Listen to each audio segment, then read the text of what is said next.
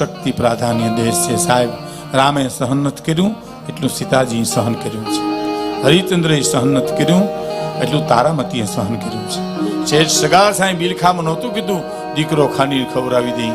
એ તો ચંગાવતી જ કહી હગે કે આનકો રાવો, આના પગલા પારખી ગઈ છું, ચેલીઓ ખાંડીને ખવડાવી દઈ આપણે. અને દેવાયત બોદર તો ચિઠ્ઠીમાં બિહારીભાઈ એટલું લખી શકે કે આવેલ માણસોની સાથે જે દુશ્મનને મોટો કર્યો અને હણગારી અને મોકલી દેજો આયરાણી, પણ રા રાખતા વાત કરજો સાહેબ. પુરુષ લખી શકે, અમલ તો જણનારી જનેતાને કરવો છે સાહેબ. ઈ જે નારી પ્રાધાન્ય પુરુષ, ખેર પુરુષોને પ્રકૃતિ બને છે પણ શક્તિ કંઈક પર છે. હા, માંડવાના 4 જે ફેરા હોય ને એમાં 3 ફેરા પુરુષ આગળ હોય, ચોથો ફેરો સ્ત્રી આગળ હોય. ઘણાને ખબર નથી આ 4 ગુમરા સેના માર્યા. દરેકને એમ છે કે મોર બેહેનું ઘરમાં હાલે. અમારે ત્યાં ઘણા મોર બેહી ગયા પણ ઘરમાં કોઈ દી હાલ્યું જ નહીં. હા, ભગત 2 પ્રકારના થાય. એક અહોરનિશ ભગવાનનું ભજન કરે એને ભગત કહેવાય ને એનું એકનું ઘરમાં હાલે નહીં એને ભગત કહેવાય. અને બજારમાં બાયુને સાંભળજો વાતું કરતી, અમારે તમારા ભાઈનું હાવ ભગત જેવું. વ્યવહારમાં ક્યાંય માથા મારે નહીં, વ્યવહારની હોર્યું મારે બધું કરવ્યું. માથા તને ઘણા મારવા પણ તું એવું માથું કાઢી ગઈ કે હવે એનું માથું નીકળે એમ નથી.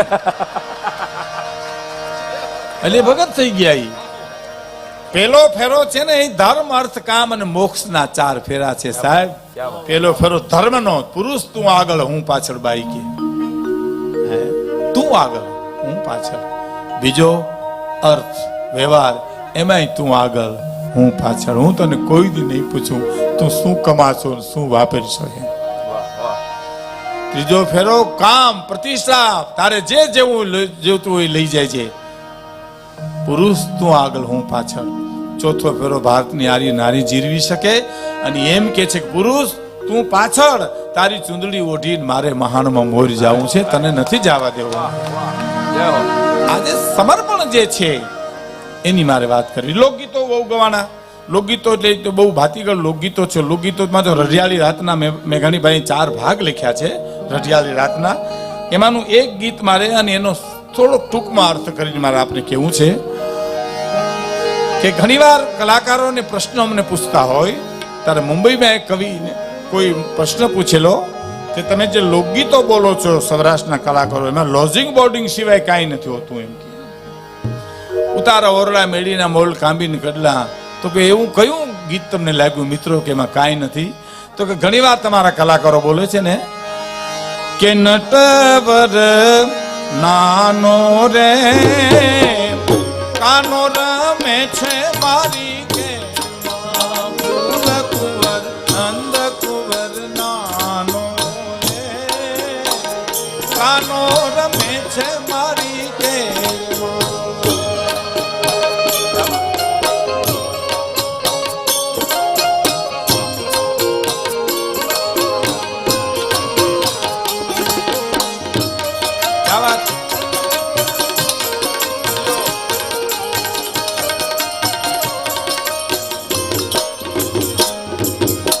તો ગોરી રે તને ગોગાના ગોળલા મગાવી દઉં.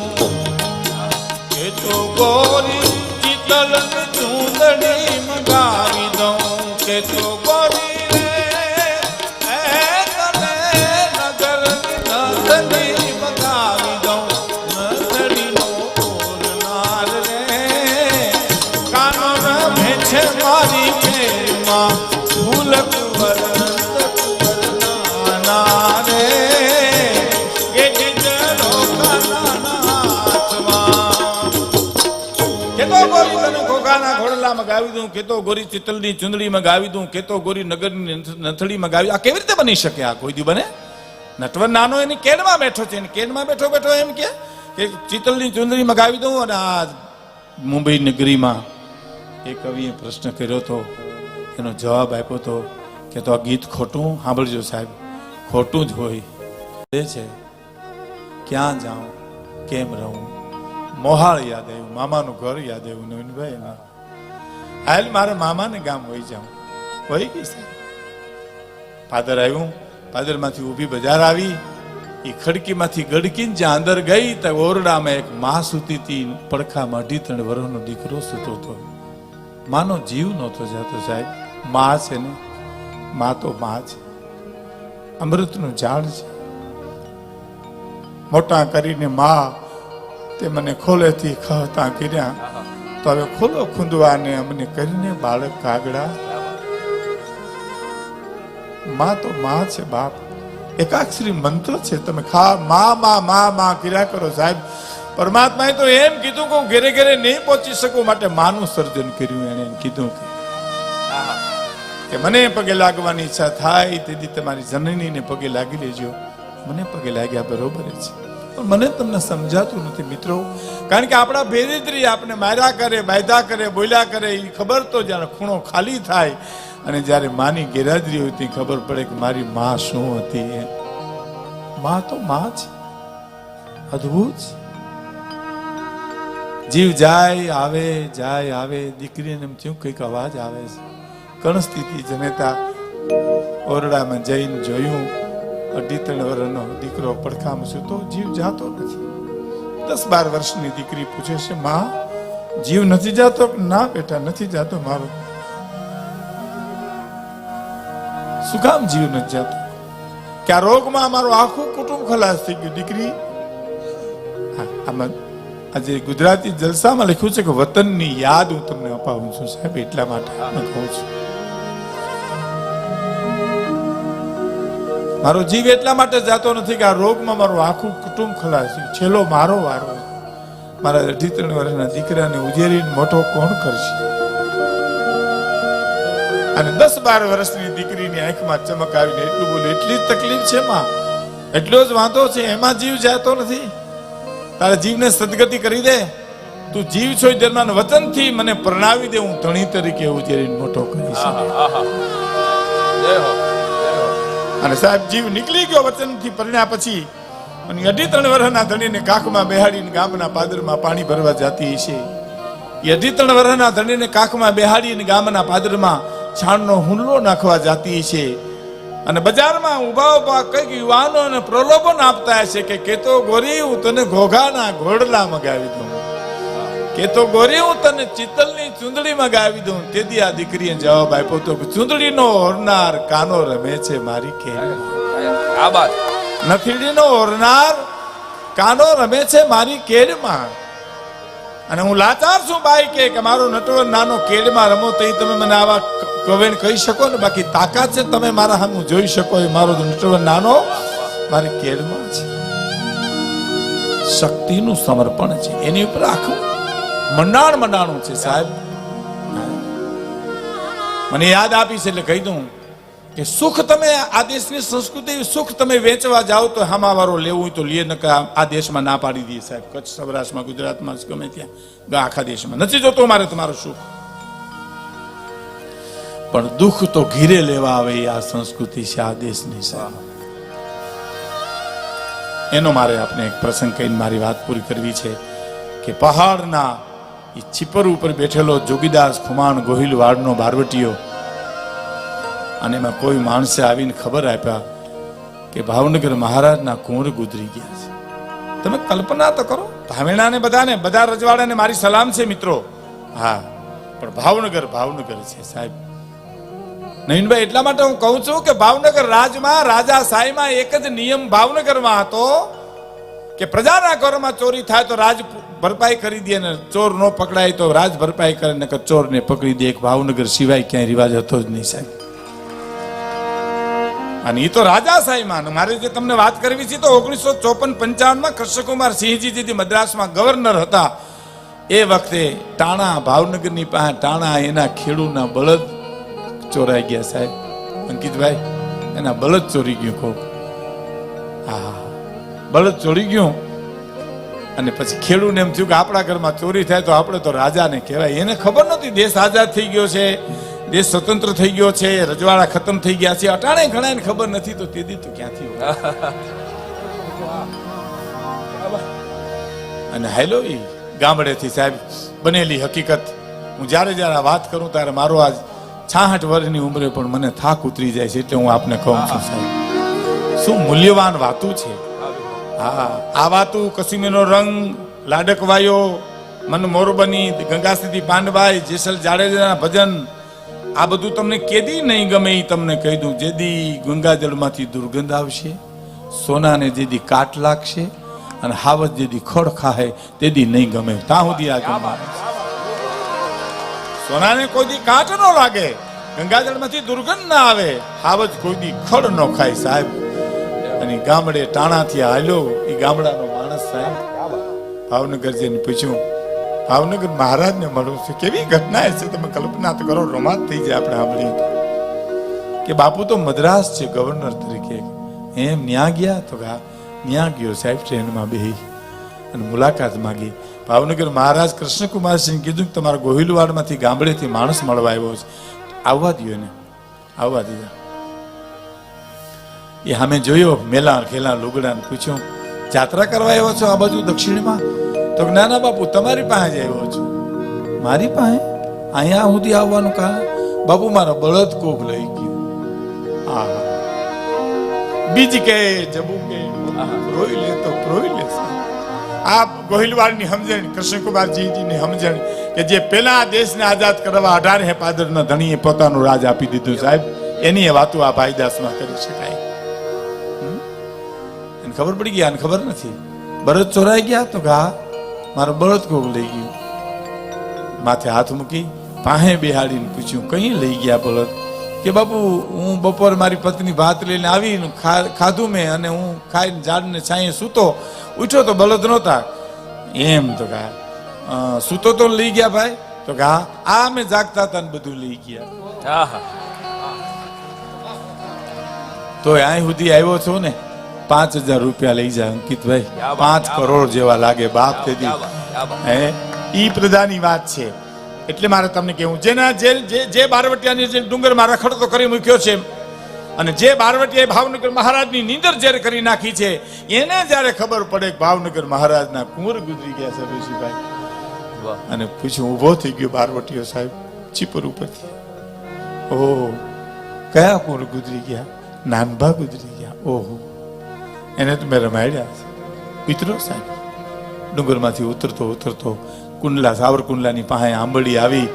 ભીષ્મ પિતા જેવો બાપ આદો ખુમાણ એને ઉઠાડીને કીધું, બાપુ મારે ભાવનગર ખરખરે જવું છે. કેમ? ભાવનગર મહારાજના કુંવર ગુજરી ગયા.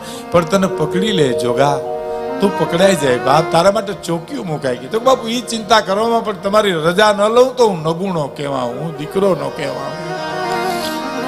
ઈ પગે લાગી અને નીકળ્યો. અને ઈ તો હું તમારો દીકરો છું, બેટો બાપ ત્રણે જો ચીલે ચાલે નહીં તો જનની કામ જડી વરવું લાગે વેરડા. બાપુ મારે રજા લેવી જોઈએ. અને આઈ એનો બાપ સાહેબ, જા બેટા જા, પણ સંભાળજે. અને ફાળીયું ઓઢી છુપાતો મિત્રો અહીં જે બેઠા છો વડીલોને કહું કે ભાવનગર પાદર સુધી પૂગી ગયો સાહેબ. અને કુંવરનું અવસાન એટલે તો 10 ના ટોળા, 15 ના ટોળા, 25 ના ટોળા આવે ખરખરીમાં એક ટોળામાં ગોઠવાઈ તો ગયો, પણ લોકી કરતો ગઢમાં પૂગી ગયો. અને 2 માણસો આવતા હતા, એની ઇતરના માણસોના સમાજના માણસો છાના રાખતા હતા. આપ નહીં માનો, ભાવનગર ઇતિહાસ એમ કહે છે, આજ ખુદ ભાવનગર મહારાજ ઉભા થઈ ગયા છે. પોતે ઉભા થઈ માણસો જોવા બેઠા કે આજ કિંમતી કોણ માણા આવ્યું છે જે બાપુ ઉભા થઈ ગયા. મહારાજ ઉભા થઈ ગયા, કાટ પગથિયા ઉતરી. જોગીદાસ ખુમાણ જે ટોળામાં હતો ને, બધાને માથે હાથ મૂકતા જોગીદાસ નો વારો આવ્યો ને, ત્યારે એટલું બોલ્યા, છાનો રે જોગા, ખાવાનું તો થઈ ગયું, કુંવરની આયુષ્ય જેટલી છે ભાઈ. છાનો રે બાપ, છાનો રે. આ ગુજરાતી પણ છે, આ ખાનદાની છે. અને માથેથી ફાલ્યું ઊંચું કરીને એટલું બોલ્યો બારવટીયો કે બાપુ ઓળખી ગયા મને?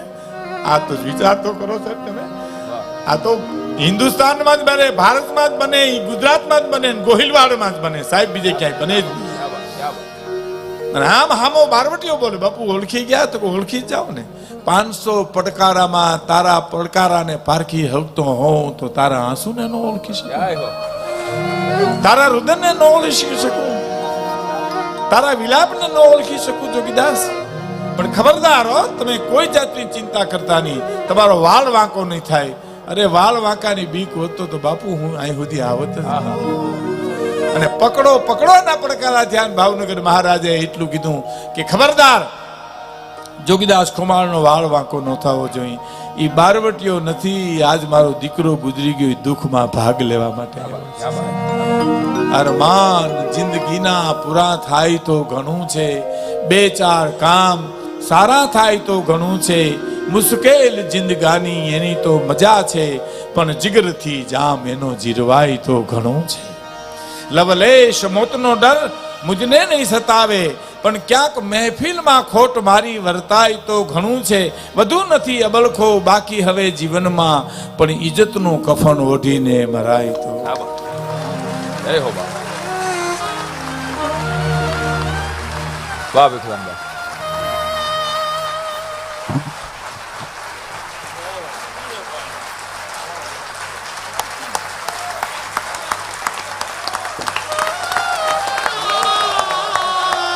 વિક્રમભાઈ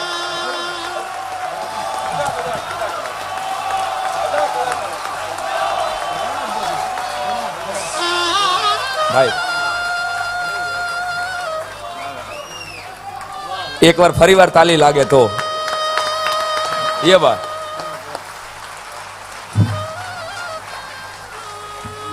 જો સાહેબ કોઈ પણ કલાકાર ગાય બોલે તમે સાંભળ્યા જ કરો, પણ હવે દરેકને કંઈક ભાવ વ્યક્ત કરવાનો છે. બીજું હું એક આપને કહું, એક મને કલાકારે કીધું હતું કે કચ્છમાં મારો 8 વાગ્યા સુધી સવારમાં પ્રોગ્રામ હાલ્યો. સવારના 8 વાગ્યા સુધી મને કે મારો પ્રોગ્રામ હાલ્યો. મેં કીધું બંધ ન કરીએ તો બપોર સુધી હાલે. એમ આમાં મારે આ બધા રજૂ થવાના. પણ એક બે વાત કરી દઉં. હાસ્ય છે ને એ જીવનમાં બહુ સરસ સાંઈરામ તો રજૂ કરે છે, પણ માણસો વિચિત્ર બહુ થઈ ગયા છે અટાણે છે. હા, એક જણાને કીધું 100 રૂપિયા ઉછીના હોય તો દો ને. ઓલો કે હું તમને બરાબર ઓળખતો નથી. તો બરાબર ઓળખે ને કોઈ દેતું નથી. તમે ઓળખતા નથી, ઓળખે કોઈ ઉભા દેતું નથી. એક દુકાનમાં હાર્મોનિયમ ને બંદૂકો બેય રાખે સાહેબ. અડધી દુકાનમાં હાર્મોનિયમ વેચે ને અડધી દુકાનમાં બંદૂકો. આ કોઈ દી ભલે કેડા જુદા કાગડા કહેવાય. હાવ એમાં કોઈ પૂછ્યું કે આ દુકાન હાલે તો બહુ સરસ ચાલે. કે કેવી રીતે? તો સવારમાં જે હાર્મોનિયમ લઈ જાય એનો પાડો હોય બપોર પછી બંદૂક લેવા આવે આવ્યા વિના રે જ નહીં. એક જણો વગડામાં ખાલી ચડી પહેરીને ચણિયા બોર વીણી વીણીને ખાતો હતો. બોલો, એમાં કોકે પૂછ્યું કે તમારા જીવનમાં શોખ શું? તો સફ્રૂટ ખાવા અને સારા કપડા પહેરવા. બસ. આને નો નડે, મોંઘવારી નડે નહીં. આને સરકાર ઉથલી જાય કે હમીરીએ તોય નડે નહીં. આમાં જે આનંદ મેળવી લે ને કેવી રીતે નહીં. મને એક જણે કીધું, ભાઈ અંકિતભાઈ, મને કે નાન સ્વામીની કેસેટ તમારી પાસે છે, એ મને કે આપો ને ગુરુ પૂર્ણિમાની. મને ખબર હતી કે યારે ટેપે લઈ જાય અને દેવા ન આવે પાછા. અને આપણે ઉઘરાણી કરીએ તો શું કે ખબર નથી દઈ ગયા છોકરા, હજી ટેપ નથી દઈ ગયા. છોકરા તારા તને પરસું પાછું ન દે, અમને અમારું ટેપ કામ દેવા. વાહ, કોને છે? એટલે મેં કીધું આને ના તો ન પડાય પાડો મારે એવું. એટલે પણ મેં કીધું એ કેસેટ છે ને એ આજ મારે સાંભળવી છે. મને કે હાવ પાકું કરી નાખ્યું, એ સાંભળવી છે. કેટલા વાગે? મેં કીધું 2 થી 3.5 1.5 કલાકની ઓડિયો કેસેટ આવે નાન સ્વામીની. એ વખતે તે મને કે 2 થી 3.5 તમે ક્યાંય જાઓ જ નહીં. પણ મેં કીધું તને કહું કે કેસેટ સાંભળી પછી ક્યાં વાત રહી? ભલા માણસ શું વાત કરીશો તું? કે તો એમ કરો 2:30 વાગે અડધી કલાક સ્કૂટર લઈ જાય તમારું. હવે નાનો પાડતા. ક્યાં વાત? આને કેમ પૂગો, આને પૂગો કેમ? ગાળિયા લઈને નીકળ્યા. હાવ ગમે એ માણસ ગમે ને ક્ષેત્રે. જુનાગઢમાં હું એક જગ્યાએ નીકળ્યો તો એક ભાઈ મને કે 5 મિનિટ આવો ને. મેં કીધું ઉતાવળ બહુ છે, વળતા આવું તો મને કે 2 મિનિટ ફળિયામાં પગ મૂકીને વૈયા જાવ ને. એમાં હું અભિમાનનું કૂસરું થઈ ગયા છે. તો મને એમ કે ઓળખતો હોય છે વળી ક્યાંક પ્રોગ્રામમાં નડી છે. મેં કીધું હાલ જઈ આવું. તમે આમ ડેલીમાં પગ મૂક્યો એટલે મેં કીધું ઓલો કૂતરો મને કે વૈયા આવો, એની પાસેથી વૈયા આવો. મેં કીધું કળશે નહીં ને, મને કે આ અખતરો કરવો છે. વાહ.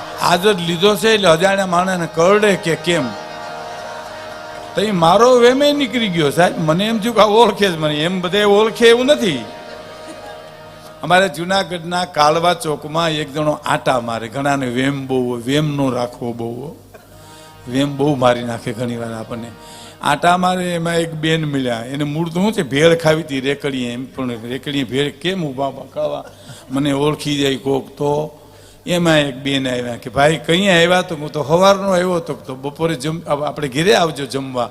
તો કે બેન હું તમને ઓળખતો નથી. તો તને કોઈ નથી ઓળખતો. અહીં ઊભો ઊભો બે ડીશ મારી લે તો તને ક્યાં કોઈ ઓળખે? તને વેમ કરી ગયો છે. એટલે દાદની કવિતા સાંભળજો સાહેબ. એક જ કવિતા કહીને વાત પૂરી કરું કે ઠાકર મંદિરની ઝાલરે બાવની તોય હું વગાડવા જાતો.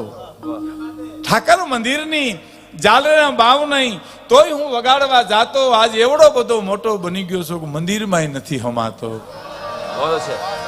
ઠાકર મંદિરની શું દાદુભાઈ લખે છે સાહેબ. ઠાકર મંદિરની ઝાલરે બાવની તોય હું વગાડવા જાતો. આજે એવડો બધો મોટો બની ગયો છું કે મંદિરમાં નથી હમાતો. ને હાઉકલી કરી મારી માને બીવડાવતો ને ખોટે ખોટો સંતાતો. મારી માં પાણીની હેલ ભરીને આવે અને એમાં હું હાઉક કરું અને મારી માં થડકી જાય ને એનો જે મને બાળક કે આનંદ આવતો હતો. હાઉકલી કરી મારી માને બીવડાવતો ને ખોટે ખોટો સંતાતો. આજે ભીતરથી એવો સંતાનો છું કે દુનિયાને નથી દેખાતા. આ બેહદ ડંફાસ કેરી લાંબી બંદૂકે મારા ભડકી ગયા ભોરુડા હરણા. વાણીના, વિલાસના, દેશના, બોલીના એવા દંભ આવી ગયા સાહેબ. દંભી માણા કોને કહેવાય ખબર? ખબર ન હોય ને એમ કે મને બધી ખબર છે એને દંભી કહેવાય. આપણે કે આ વાત સાંભળી તો કરો જી. આપણે કે ગામડું હતું એમાં એક ડોશી રે એને બે ભેહું હતી. હવે આપણે કહીએ તો ના હજી બહુ ખ્યાલ નથી આવતો, આગળ વધારો હતો. પછી એને બે ગાયું લીધી. આપણે કહેવાય તો હજી નથી ખ્યાલ આવતો.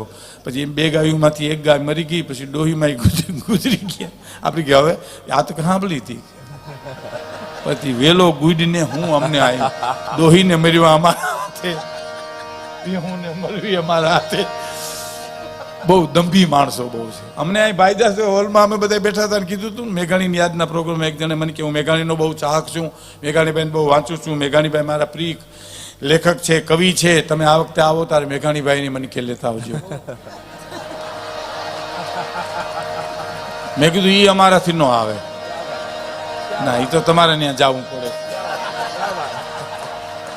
બેહદ ડંફાસ કેરી લાંબી બંદૂકે મારા ભડકી ગયા ભોરુડા હણના. દાદની વાત નીકળી. એક કવિતા કહીને મારી વાત પૂરી કરી નાખું. એ કવિતા આજ મને અંદરથી ધક્કો મારે છે. એટલા ખાતર આ ગુજરાતીનો પ્રોગ્રામ છે, ગુજરાતી જલસો છે. એટલા ખાતર સંધ્યાની રાત ખીલી છે અને સંધ્યાનો કલર જે ધરતી ઉપર આવે છે કેવો આવે છે? એને એક રે ફૂલડું જ બોલીને ફેંક્યું રે લો.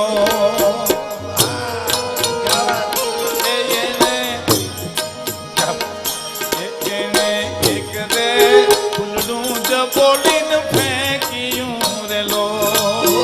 ધરતી આખી બની ગઈ રંગ ચોળ જો આ સમજ્યા શ્રાવણની રમે હોળીએ રે લો. સંધ્યા શ્રાવણની રમે હોળીએ રે લો.